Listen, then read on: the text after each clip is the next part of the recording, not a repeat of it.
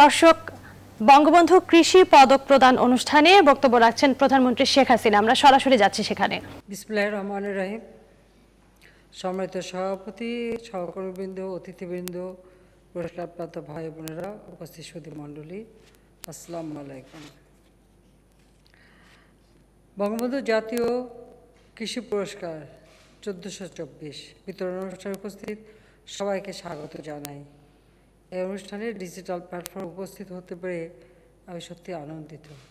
আমি জাতির পিতা বঙ্গবন্ধু শেখ মুজিবুর রহমান যে কথা বলেছিলেন তার কোট করে আমি শুরু করছি।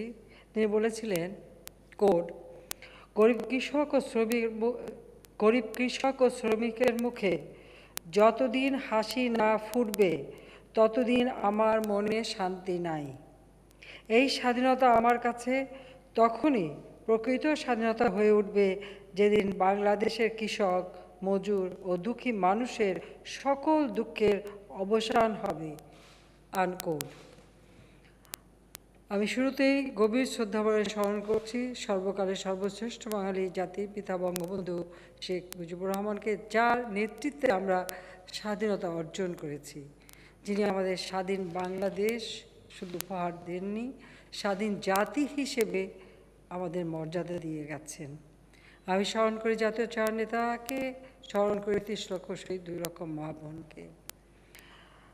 করোনা ভাইরাসে আমাদের অনেক আপনজনকে হারিয়েছি এবং আমাদের কিছু উন্নয়নে যারা ভূমিকা রেখেছেন এবার যে অনেককে এর মধ্যে আমরা হারিয়েছি, তাদের সকলকেই আমি স্মরণ করছি। আমি অত্যন্ত বেদনার সঙ্গে স্মরণ করছি 15ই আগস্ট, জাতীয় জীবনের সবথেকে কালো অধ্যায়। সেই দিন রাষ্ট্রপতি জাতির পিতা বঙ্গবন্ধু শেখ মুজিবুর রহমানকেই শুধু হত্যা করেনি, সে একই সাথে হত্যা করেছে আমার মা বেগম ফজিলাতুন্নেসা মুজিবকে, আমার ছোট ভাই মুক্তিযোদ্ধা ক্যাপ্টেন শেখ কামাল, লেফটেন্যান্ট শেখ জামাল এবং ছোট 10 বছরের ভাই শেখ রাসেলকে, কামাল জামালের নবপরিণীত বধূ সুলতানা ও রোজিকে এবং আমার একমাত্র চাচা মুক্তিযোদ্ধা শেখ আবু নাসের। রাষ্ট্রপতি বঙ্গবন্ধু শেখ মুজিবের যিনি মিলিটারি সেক্রেটারি ছিলেন কর্নেল জামিল ছুটে এসেছিলেন রাষ্ট্রপতিকে রক্ষা করার জন্য। ঘাতকের দল তাকেও হত্যা করে। পুলিশ অফিসার হাসিবুর রহমান, ঘাতকরা যখন দোতলায় ওঠার চেষ্টা করে সে বাধা দিয়েছিল, তাকেও হত্যা করে। আমি 75 15ই আগস্ট একই সাথে আমার মেজ ফুপুর বাড়ি, সেজ ফুপুর বাড়ি, ছোট ফুপুর বাড়ি, প্রতিটি বাড়িতেই আক্রমণ করে এবং প্রতিটি পরিবারের সদস্যদের নির্মমভাবে হত্যা করে। যারা সেদিন শাহাদাত বরণ করেছেন আমি তাদের শ্রদ্ধার সাথে স্মরণ করছি। এবং তখনকার যে কৃষিমন্ত্রী ছিলেন আব্দুর রব সানিয়াবাদ সাহেব, তাকেও নির্মমভাবে হত্যা করেছিল। তার বড় মেয়ে অর্থাৎ শেখ ফজলক মণি এবং তার স্ত্রী আরজুমণি তার বড় মেয়ে, তার ছোট 13 বছরের মেয়ে বেবি, 10 বছরের ছেলে আরিফ, 4 বছরের নাতি সুকান্ত সহ পরিবারের অনেক সদস্যকে সেই দিন নির্মমভাবে হত্যা করেছিল। তার মাত্র 4 বছরের নাতি সুকান্ত, তাকেও নির্মমভাবে হত্যা করে। আমি তাদের সকলের আত্মার মাগফিরাত কামনা করি। জাতিপিতা আমাদের স্বাধীনতার পর একটা সংবিধান উপহার দেন, যে সংবিধানের মাধ্যমে রাষ্ট্র পরিচালনা হবে এবং সেখানে মানুষের যে মৌলিক চাহিদাগুলি, সেই চাহিদার কথা তিনি স্পষ্টভাবে উল্লেখ করেন। এবং যেহেতু বাংলাদেশ একটা কৃষি প্রধান দেশ, তাই সবসময় কৃষিকে তিনি সবথেকে গুরুত্ব দিয়েছেন। সংবিধানের 14 নম্বর অনুচ্ছেদে উল্লেখ করা রয়েছে, রাষ্ট্রের অন্যতম মৌলিক দায়িত্ব হইবে মেহনতি মানুষকে অর্থাৎ কৃষক ও শ্রমিককে এবং জনগণের অনগ্রসর অংশসমূহকে সকল প্রকার শোষণ হইতে মুক্তি দান করা। এই কথাগুলি কিন্তু অন্তর্ভুক্ত রয়েছে। তাছাড়া 16 নম্বর অনুচ্ছেদ আমাদের সংবিধানের, সেখানে উল্লেখ রয়েছে কোড নগর ও গ্রাম অঞ্চলে জীবনযাত্রার মানের বৈষম্য ক্রমাগতভাবে দূর করিবার উদ্দেশ্যে কৃষি বিপ্লবের বিকাশ, গ্রাম অঞ্চলে বৈদ্যুতিকরণের ব্যবস্থা, কুটির শিল্প ও অন্যান্য শিল্পের বিকাশ এবং শিক্ষা, যোগাযোগ ব্যবস্থা ও জনস্বাস্থ্যের উন্নয়নের মাধ্যমে গ্রাম অঞ্চলের আমূল রূপান্তর সাধনের জন্য রাষ্ট্র কার্যকর ব্যবস্থা গ্রহণ করিবে। আনকোড। সংবিধানে তিনি নির্দেশ দিয়ে গেছেন, পথ দেখে দিয়ে গেছেন আমাদের দেশকে উন্নত করতে হলে কী করতে হবে। এবং ইতিমধ্যে আপনারা শুনেছেন যে স্বাধীনতা অর্জনের পরপরই তিনি 10 লক্ষ কৃষকের বিরুদ্ধে যে সার্টিফিকেট মামলা ছিল সেই মামলা থেকে কৃষকদের অব্যাহতি দেয় এবং কৃষি ঋণ সুদ সহ সব মকুব করে দেয়। কারণ মুক্তিযুদ্ধ চলাকালীন সময় একটা বছর খেতে কোনো ফসল হয়নি, কোনো কৃষক চাষ করতে পারেনি। যদিও আমাদের খাদ্যগুলো সম্পূর্ণ শূন্যই ছিল, একটা যুদ্ধ বিধ্বস্ত ধ্বংসস্তূপের উপর দাঁড়িয়ে তিনি যাত্রা শুরু করেছিলেন। আর বাংলাদেশ ছিল একটি প্রদেশ, সেই প্রদেশকে রাষ্ট্র হিসেবে, পূর্ণ দেশ হিসেবে যেমন প্রস্তুত করা, পাশাপাশি আর্থসামাজিক উন্নয়নের দিকে বিশেষভাবে তিনি নজর দেন। এবং বাংলাদেশ যেহেতু কৃষি প্রধান দেশ, আমাদের অর্থনীতি কৃষির উপর নির্ভরশীল, কাজেই কৃষককে এবং কৃষিকে তিনি সবথেকে গুরুত্ব দিয়েছেন। পাশাপাশি কৃষির সাথে যারা জড়িত তাদেরকেও, কৃষির উপর শিক্ষা গ্রহণ করেন, গবেষণা করেন বা বিভিন্ন কার্যক্রম করেন, তাদেরকেও তিনি অত্যন্ত মর্যাদা দিয়েছিলেন, বিশেষ মর্যাদা দিয়েছেন এবং গুরুত্ব দিয়েছিলেন। তিনি নির্দিষ্ট করে দিয়েছেন যে পরিবার প্রতি 100 বিঘার বেশি খাস জমি রাখতে পারবে না।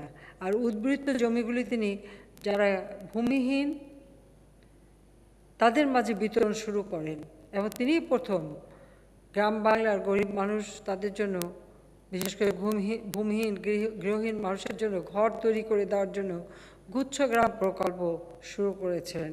আব্দুর রহমান নেবাদ সাহেব, যাকে 15 আগস্ট হত্যা করা হলো, তিনি কৃষিমন্ত্রী ছিলেন এবং তিনি এই কাজটার দায়িত্বে ছিলেন।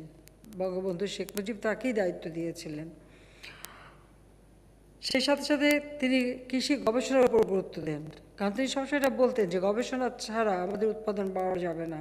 তাছাড়া আমাদের এই দেশটায় ভূমির পরিমাণ কিন্তু কম, ভৌগোলিক সীমারেখা আমাদের সীমাবদ্ধ আছে, কিন্তু জনসংখ্যা আমাদের বেশি। সেদিকে মাথায় রেখে তিনি কৃষিকে যান্ত্রিকীকরণ, আধুনিকায়ন করবার ব্যবস্থা নিয়েছিলেন এবং সেটাই ছিল তার সবথেকে বড় লক্ষ্য, যে উৎপাদন আমাদের দ্বিগুণের বেশি বাড়াতে হবে এবং প্রতিটি মানুষের অন্নের ব্যবস্থা করতে হবে, মানুষকে সুন্দরভাবে বাঁচতে দিতে হবে। এবং তিনি ভাবতেন যে যদি গবেষণা না হয় তাহলে অধিক ফসল উৎপাদন করা যাবে না, তাই গবেষণার উপর তিনি সবথেকে গুরুত্ব দেন।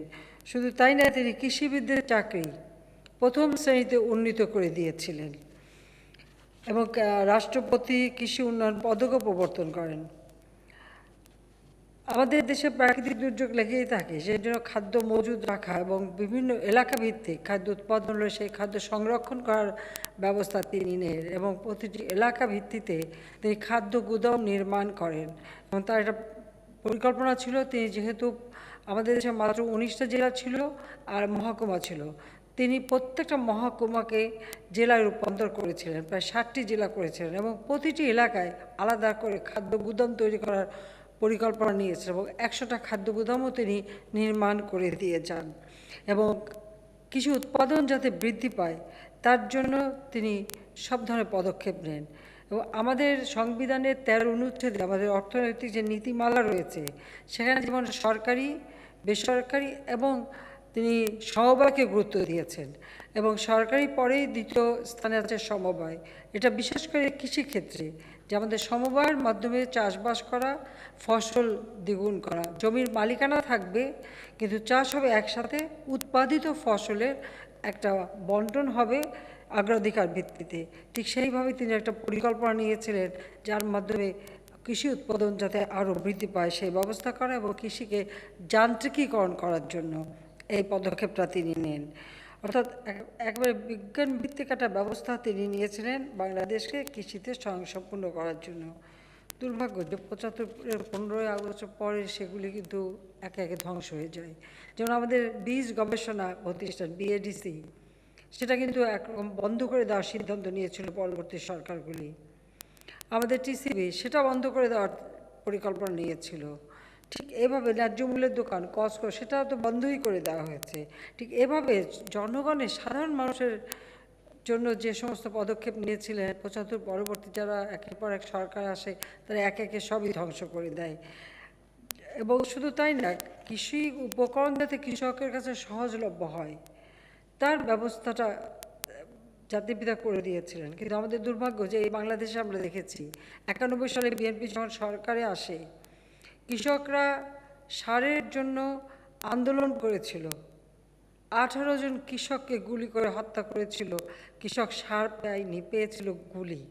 তখন আমরা বলেছিলাম যে আমরা আওয়ামী লীগ যদি সরকারে আসে, আওয়ামী লীগ সরকারে আসলে কৃষককে সারের জন্য গুলি খাওয়া তো দূরের কথা, সারের জন্য দুয়ারে দুয়ারে ঘুরতে হবে না, সার প্রত্যেক কৃষকের ঘরে পৌঁছে যাবে। আমরা সেই মোতাবেকই ব্যবস্থা নিই এবং সেই সময় আমরা স্লোগান তুলেছিলাম যে কৃষক বাঁচাও দেশ বাঁচাও, এই স্লোগান নিয়ে যে ওইভাবে কৃষকদের পাখির মতো গুলি করে হত্যা করেছিল খালেদা জিয়া সরকার। যে আমাদের লক্ষ্য ছিল যে বাংলার মানুষের গণতান্ত্রিক অধিকার ফিরিয়ে দেওয়া, ভোটের অধিকার ফিরিয়ে দেওয়া এবং তাদের খাদ্য নিরাপত্তা দেওয়া। সেজন্য ভোট ও ভাতের অধিকারের আন্দোলন আমরা শুরু করি। আমরা সরকার গঠন করার পরপরই কৃষিকে সবথেকে গুরুত্ব দিয়েছে এবং জাতির পিতার নির্দেশিত পথেই আমরা আমাদের যাত্রা শুরু করি। আমি নতুন কৃষি সম্প্রসারণ নীতি 1996 প্রণয়ন করি। কৃষকদের স্বল্পমূল্যে সারের সরবরাহ আমরা নিশ্চিত করি।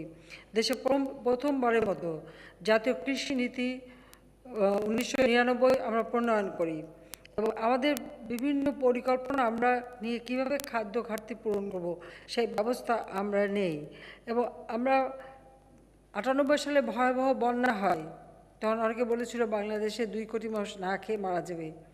আমরা বলেছিলাম একটি মানুষও এই বন্যার জন্য না খেয়ে মারা যাবে না। আল্লাহর রহমতে আমরা সেটা মোকাবেলা করেছিলাম।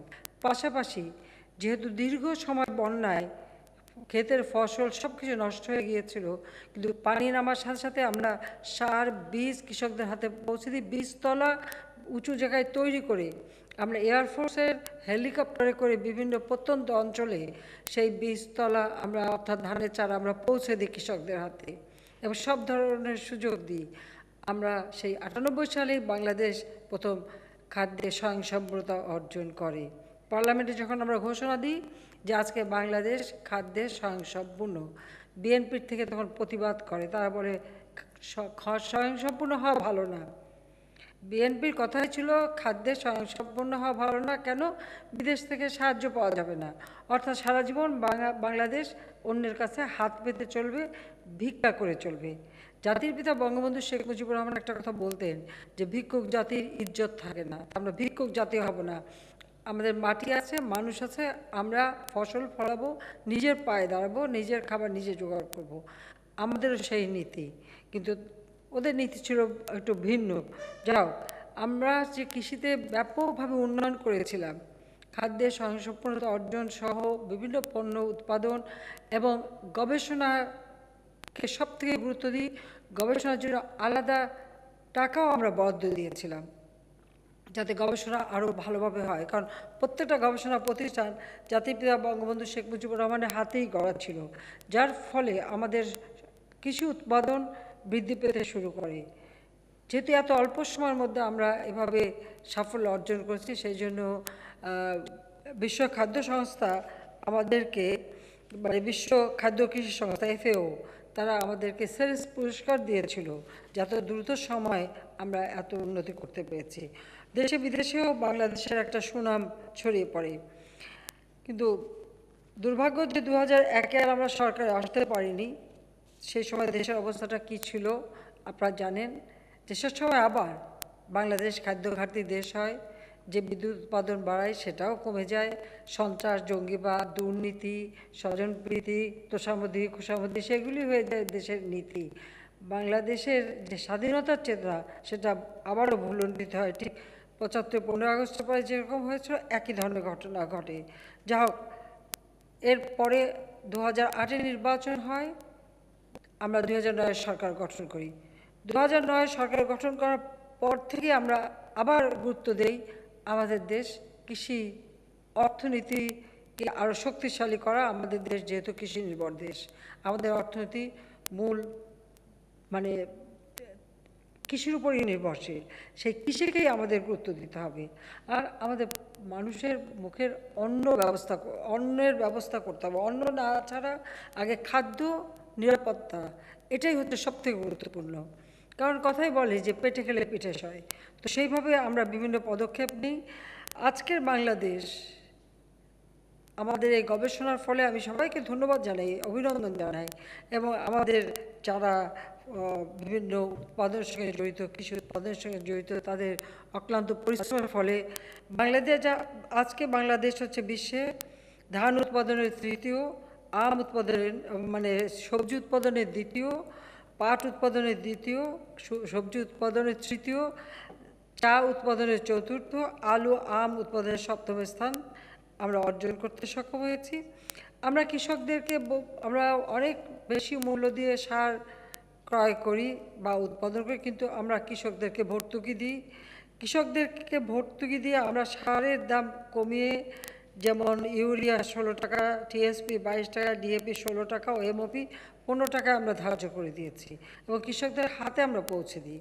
এবং নতুন নতুন বীজ, যেমন লবণাক্ত সহিষ্ণু বীজ, খরা সহিষ্ণু বীজ, জলমগ্ন সহিষ্ণু বীজ গবেষণার মাধ্যমে একে একে আমরা সাফল্য অর্জন করছি। লবণাক্ত সহিষ্ণু বীজ ইতিমধ্যেই বাজারে চলে গেছে। কাজেই তার ফলে আমাদের দক্ষিণ অঞ্চলে যেখানে লবণ পানিতে খাদ্যশস্য নষ্ট হয়, ভবিষ্যতে সেটা নষ্ট হবে না, উৎপাদন আরও বৃদ্ধি পাবে। তাছাড়া আমরা বঙ্গবন্ধু জাতীয় কৃষি পুরস্কার ট্রাস্ট আইন 2016, বীজ আইন 2018, বালাইনাশক আইন 2018 এবং সার ব্যবস্থাপনা সংশোধন আইন 2018, উদ্ভিদজাত ও কৃষক অধিকার সংরক্ষণ আইন 2019 সহ মোট 15টা আইন ও সহায়ক নানা নীতি ও বিধিমালা আমরা প্রণয়ন করেছি। বাংলাদেশ এখন ডিজিটাল বাংলাদেশ, মোবাইল ফোন সকলের হাতে হাতে।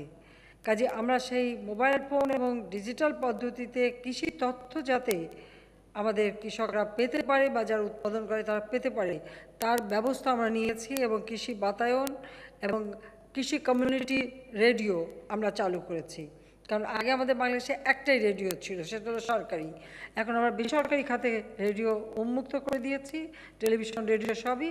এবং সেখানে কৃষির উপর যে অনুষ্ঠান হয় এবং কৃষকদের মাঠে যে কোনো একটা তথ্য প্রয়োজন হলে তারা কৃষি বাতায়ন থেকে সংগ্রহ করতে পারে, মোবাইল ফোনের মাধ্যমে সংগ্রহ করতে পারে, সেই ব্যবস্থাও আমরা দিচ্ছি। সেই তথ্য সেবাটা আমার দেশের কৃষক পাচ্ছে এখন। আমাদের যারা কৃষানী ভাই বোনেরা, তাদেরকে আমার আন্তরিক অভিনন্দন জানাচ্ছি যে আমরা কৃষি ও পল্লী উন্নয়ন খাতে ব্যাপক বরাদ্দ দিচ্ছি। আর তাছাড়া এখন তো করোনা ভাইরাসের যুগ, যেমন কৃষকদেরকে আমরা প্রথমে সুযোগ করে দিয়েছি, যেমন মাত্র 10 টাকায় একজন কৃষক ব্যাংক অ্যাকাউন্ট খুলতে পারে, সেই সুযোগটা আমরা সৃষ্টি করি। এবং এটা প্রথম আমরা শুরু করি কিন্তু বাংলাদেশের সবথেকে মঙ্গাপীড়িত এলাকা ছিল কুড়িগ্রাম। তো সেখান থেকেই আমরা এই 10 টাকায় কৃষককে ব্যাংক অ্যাকাউন্ট খোলার সুযোগটা করে দিই। এবং সেই সাথে সাথে কৃষি উপকরণের যে টাকাগুলি সেটা তাদের কাছে সরাসরি যাতে ব্যাংক অ্যাকাউন্টে চলে যায়, সেই ব্যবস্থাটাও আমরা করেছি। যে ইতিমধ্যেই আমাদের কৃষি উপকরণ অর্থাৎ সার বীজ সহ কৃষকের যা প্রয়োজন, সেই টাকা ব্যাংকের মাধ্যমে কৃষক পায় এবং উপকরণ কার্ড তারা পায়। প্রায় 2,05,99,869 জন কৃষককে ব্যাংক অ্যাকাউন্টের মাধ্যমে 413.46 কোটি টাকার পণ্য দ্বারা সরাসরি তাদের হাতে আমরা পৌঁছে দিয়েছি। কারণ এই সময় আরও যেহেতু করোনার সময় দুরবস্থা, সেই জন্য আমরা এটার উপরে গুরুত্ব দিচ্ছি। আমরা যে বিদ্যুৎ সরবরাহ করি সেখানে প্রায় 20% আমরা বিদ্যুতে ভর্তুকি দিচ্ছি কৃষকদের জন্য। সাথে সাথে কৃষি পণ্য বা কৃষিজাত পণ্য যদি রপ্তানি হয় সেখানে আমরা 20% ভর্তুকি বিশেষভাবে পণ্য দ্বারা আমরা দিয়ে যাচ্ছি। আমাদের বহু জমি এখনও পতিত পড়ে আছে, সেই পতিত জমিতে কিভাবে ফসল ফলানো যায় তার জন্য মাটির উপর গবেষণা চলছে এবং সেখানে গবেষণা আমরা সাফল্য অর্জন করেছি। বিভিন্ন চর অঞ্চল, বিশেষ করে শীতের সময় সমস্ত চর এলাকা বা অন্যান্য পতিত জায়গা, সেখানকার মাটি গবেষণা করে আমাদের গবেষকরা সেটা আবিষ্কার করেছে এবং সেখানে নানা ধরনের ফসল উৎপাদন হচ্ছে। কাজে যে সমস্ত এলাকায় একসময় কোনো ফসলই হতো না, এখন সে সমস্ত এলাকায় সে সমস্ত ফসল হচ্ছে। কোথাও সবজি হচ্ছে, কোথাও বাদাম হচ্ছে, তরমুজ হচ্ছে এবং অন্যান্য ধরনের ফল এবং তরি তরকারি হচ্ছে, ফসল হচ্ছে। এরকম বিভিন্ন জিনিস, ভুট্টো চাষ শুরু আমরা করি বাংলাদেশে, আমাদের গম চাষ সম্প্রসারণ করি, সব কিছুর উপর একটা গবেষণা এবং গম গবেষণা প্রতিষ্ঠান আমরা গড়ে তুলেছি, চিংড়ি গবেষণা প্রতিষ্ঠান আমরা গড়ে তুলেছি। সাথে সাথে সেগুলি যেন যথাযথভাবে ব্যবহার হতে পারে তার ব্যবস্থা আমরা করে দিয়েছি। ইতিমধ্যেই প্রতি জমি প্রায় ৮০,০০০ হেক্টর অতিরিক্ত জমি চাষাবাদের আওতায় নিয়ে আসতে আমরা সক্ষম হয়েছি। ৮,৮০,০০০ কৃষকের সবজি পুষ্টি বাগান ও শস্য বহুমুখীকরণের প্রশিক্ষণ দেওয়া হচ্ছে, যাতে তাদের পুষ্টিটা নিশ্চিত হয়। খালি খাদ্য নিরাপত্তা করলে হবে না, পুষ্টিটাও দিতে হবে, সেদিকে আমরা বিশেষ দৃষ্টি দিচ্ছি। আমরা কৃষি, খাদ্য নিরাপত্তা, পুষ্টি অর্জনের 6টি থিমেটিক এরিয়াতে কাজ করে যাচ্ছে, যেমন ১ কৃষি গবেষণা উন্নয়ন, 2 কৃষি উপকরণ সরবরাহ, 3 কৃষি সম্প্রসারণ, 4 সেচ কাজে পানির সাশ্রয়ী ব্যবহার, 5 জলবায়ুর পরিবর্তনজনিত প্রভাব মোকাবেলা এবং 6 প্রাতিষ্ঠানিক সক্ষমতা বৃদ্ধি ও মানব সম্পদ উন্নয়ন। এবং সেচ কাজে আমরা এখন বিদ্যুৎ যেমন দিচ্ছি, পাশাপাশি সোলার প্যানেলের মাধ্যমে যাতে সেচ কাজ চলে তার জন্য ব্যবস্থা নিচ্ছি, যাতে আরও কৃষকজন আরও উৎসাহিত হতে পারে। কীটনাশক মুক্ত শাকসবজির যোগান দিতে ৪১টি জেলায় কৃষকের বাজার চালু করা হয়েছে।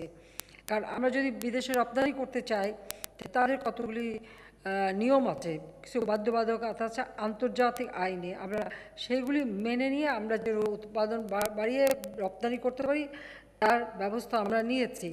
এবং শ্যামপুরে একটা ফাইটোস্যানিটারি প্রতিষ্ঠান স্থাপন করা আছে, যেখানে রপ্তানিমুখী কৃষি পণ্যে মান নিয়ন্ত্রণে গুরুত্বপূর্ণ ভূমিকা রাখছে।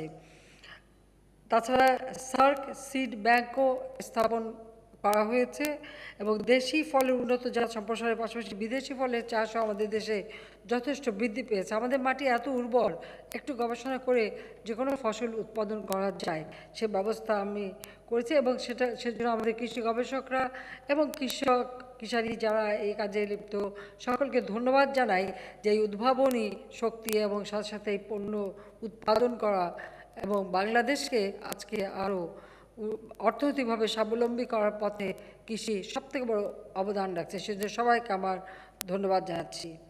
আমি জানি আমাদের যে উন্নয়ন সেটা আমরা যথেষ্ট এগিয়ে যাচ্ছিলাম, কিন্তু দুর্ভাগ্য হলো এই করোনা আসার পর বাংলাদেশ না শুধু সারা বিশ্বব্যাপী একটা স্থবিরতা এসে গেছে, যেটা সব থেকে দুঃখজনক আর আমাদের মতো ঘন বসতিপূর্ণ দেশের জন্য সব থেকে কষ্টকর।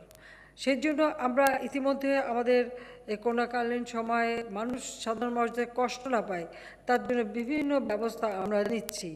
আমরা 727টি স্থানে ওএমএস কার্যক্রম চালু করেছি, সেখানে চাল, আটা সহ বিভিন্ন জিনিস বিক্রি হয়। টিসিবির মাধ্যমে নিত্য প্রয়োজনীয় দ্রব্যাদি সরাসরি বিক্রি অব্যাহত রাখা আছে।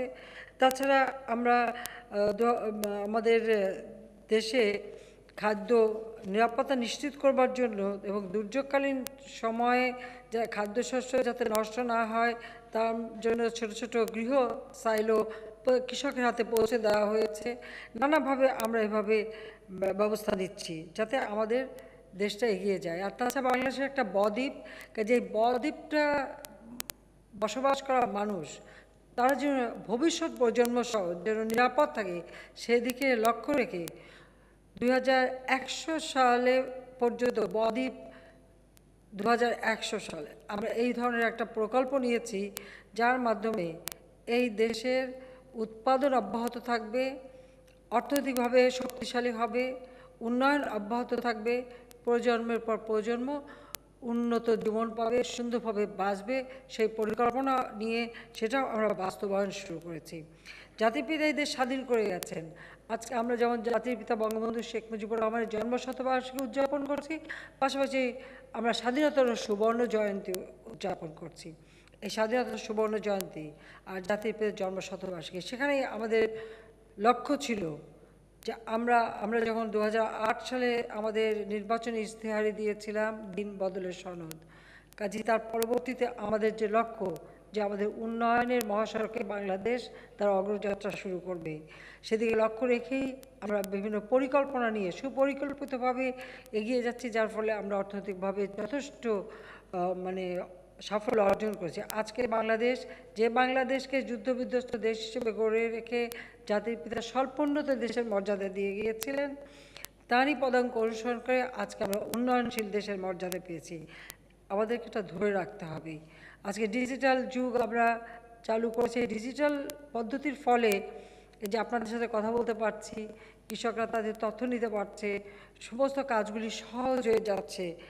আর বাংলাদেশ একটা মানে আমি বলবো উন্নয়নের দিকে এগিয়ে যাচ্ছে।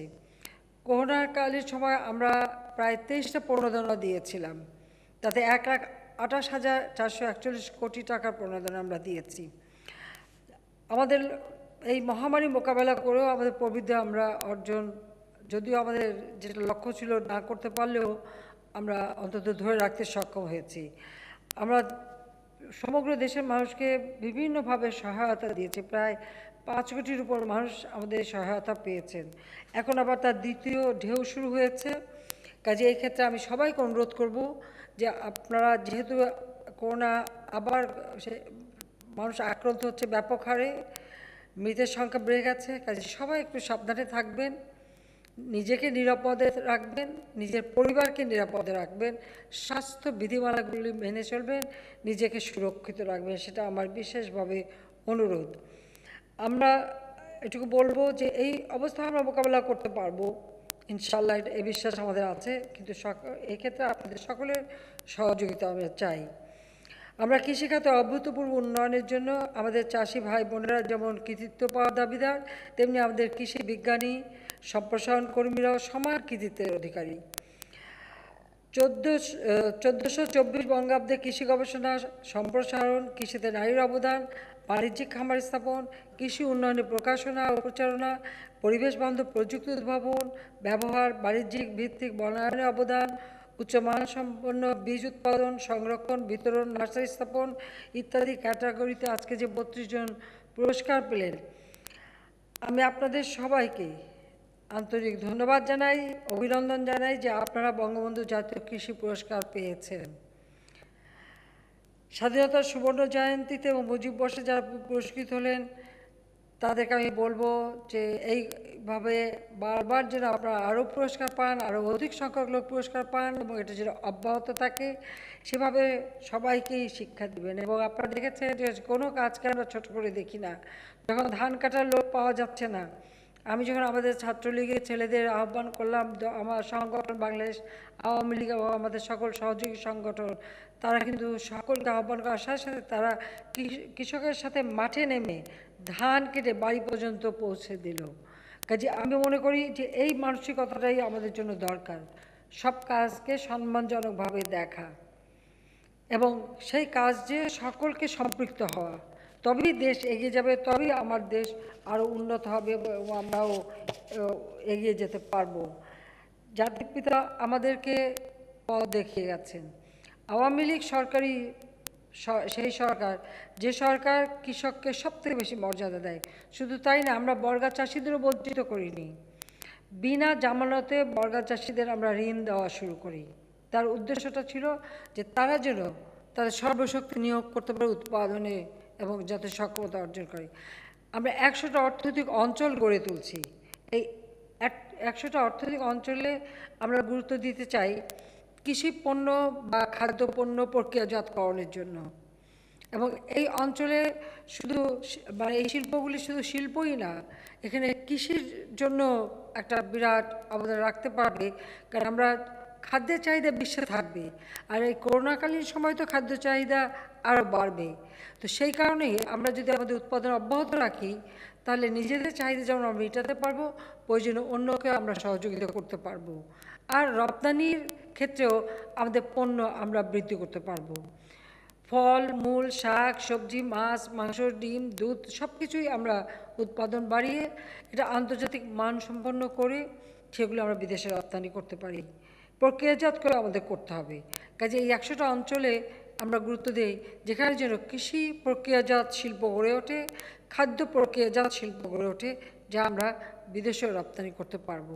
সেইভাবে আপনারা কাজ করবেন, আপনাদের কাছে আমার সেই অনুরোধ রইল। কাজে বাংলাদেশ আর পিছিয়ে যাবে না, বাংলাদেশ এগিয়ে যাবে।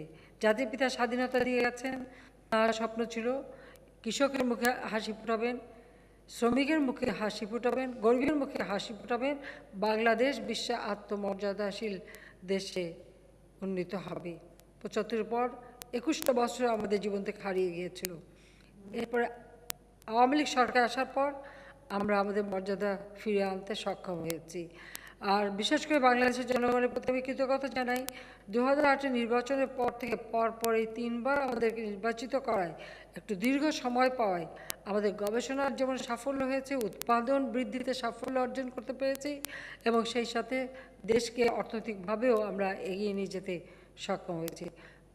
প্রত্যেক গ্রামে আমরা বিদ্যুৎ পৌঁছে দিয়েছি, রাস্তাঘাটে ব্যাপক উন্নতি করে দিচ্ছি। জাতির পিতা যা যা নির্দেশ দিয়েছেন আমরা একে একে সব করে যাচ্ছি, ইনশাআল্লাহ আমরা করে যাব। এই বাংলাদেশ উন্নত সমৃদ্ধ সোনার বাংলা হিসেবে গড়ে তুলে জাতির পিতা বঙ্গবন্ধু শেখ মুজিবের স্বপ্ন আমরা পূরণ করব এবং এর মূল চালিকা শক্তি আমাদের কৃষি এবং কৃষক ভাই বোনেরা এবং কৃষির সাথে সম্পৃক্ত গবেষক থেকে শুরু করে সকলেকেই আমি ধন্যবাদ জানাই, আহ্বান জানাই যে আসুন আমরা সবাই মিলে একসাথে কাজ করি। সবাইকে ধন্যবাদ। জয় বাংলা, জয় বঙ্গবন্ধু, বাংলাদেশ চিরজীবী হোক।